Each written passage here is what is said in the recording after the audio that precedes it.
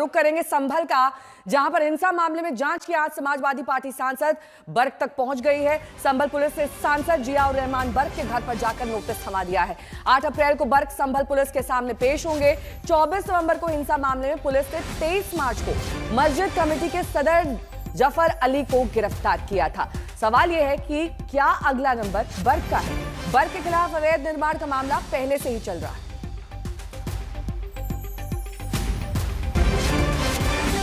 तो संभल हिंसा मामले में जियाउर रहमान की मुश्किलें बढ़ सकती हैं। उनकी भी गिरफ्तारी संभवतः हो सकती है। अब जांच की आंच कहां तक पहुंची है आपको दिखा दें कि 8 अप्रैल को पुलिस की पूछताछ हुई। बर्क को दिल्ली में नोटिस दिया गया। उसके पहले जफर अली गिरफ्तार हो चुके थे। इन्हें दंगे का मास्टरमाइंड बताया जा रहा है। 24 नवंबर की हिंसा को लेकर 4 महीने से ही ये एक्शन जारी है, जिसमें अलग अलग लोगों के खिलाफ एफआईआर दर्ज है, वो नामजद है। किस तरीके से वो इस पूरी साजिश में शामिल थे, किस तरह से हिंसा भड़काई गई, भड़काऊ भाषण दिया गया, उसमें जफर अली का नाम भी सबसे अव्वल नंबर पर आता है। देखिए, जो नोटिस दिया गया है सेक्शन 35(3) के तहत वो रिसीव कर लिया है और माननीय हाई कोर्ट के आदेश अनुसार जो विवेचना की है उसमें पुलिस ने सहयोग के लिए कहा। तो मैंने, जाहिर सी बात है, मैं इस देश का नागरिक हूँ, सांसद भी हूँ, तो मैंने उनको ये विश्वास दिलाया जो भी जांच में सहयोग की जरूरत पड़ेगी मैं पूरा सहयोग करूँगा। और जो था, मैंने उनको नोटिस को रिसीव कर लिया है। मेरे 2 सहयोगी इस वक्त तमाम जानकारी के साथ जुड़ गए हैं। संभल से अभिनव जुड़ गए हैं, दिल्ली से हिमांशु जुड़ गए हैं हमारे साथ। सबसे पहले अभिनव, आपका रुख करते हुए, संभल में क्या ताजा हालात हैं और अभी तक सांसद बर्क के खिलाफ क्या कुछ कार्रवाई की गई है? कल कुछ नया डेवलपमेंट है कार्रवाई में?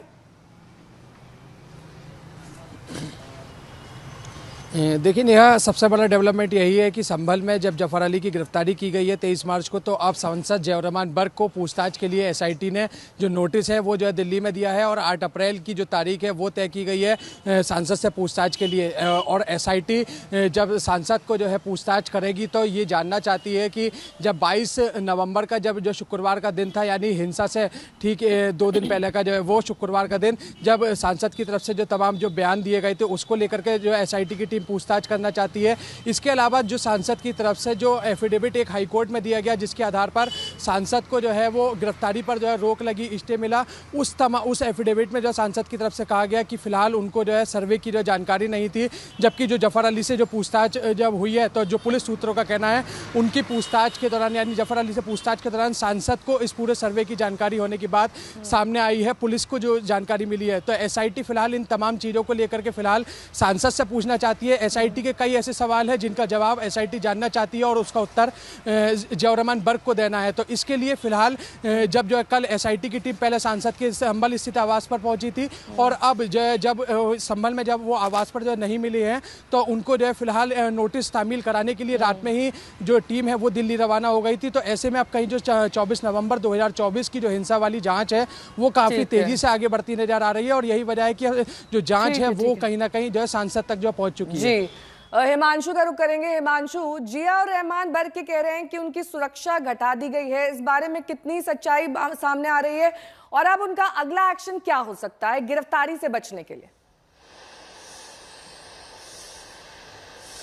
देखिए, फिलहाल जो पुलिस है उन्होंने उनको नोटिस दिया है 41A के तहत। सबसे पहले जब संभल स्थित घर पहुंचे और वहां पर कोई नहीं मिला और जो लोग घर में थे उन्होंने जब नोटिस नहीं लिया तो पुलिस की टीम यहां पर, क्योंकि फिलहाल सांसद यहीं वेस्टर्न कोर्ट हॉस्टल में है, तो यहां पर पुलिस की टीम पहुंचती है, संभल एसआईटी की टीम, और यहां पर उनको नोटिस देती है। नोटिस लेने के बाद पूरी तरीके से कोऑपरेशन की बात निकल करके सामने आती है। उनकी तरफ से कहा जाता है कि वो कोऑपरेट करेंगे। दरअसल संभल हिंसा जब 24 नवंबर को हुई थी, जब वहां पर सर्वे की टीम पहुंची थी, तो उसके पहले बयान जो दिए गए थे उन बयानों को लेकर के पुलिस ने जो एफआईआर दर्ज की थी, उस एफआईआर में सांसद का नाम है, वहां के जो विधायक है, विधायक के बेटे का नाम है। तो उसके बाद से ही लगातार ये बात सामने थी कि निश्चित तौर पर जब कई गिरफ्तारियां हुई हैं और सांसद का नाम है तो ऐसे में पूछताछ तो निश्चित है।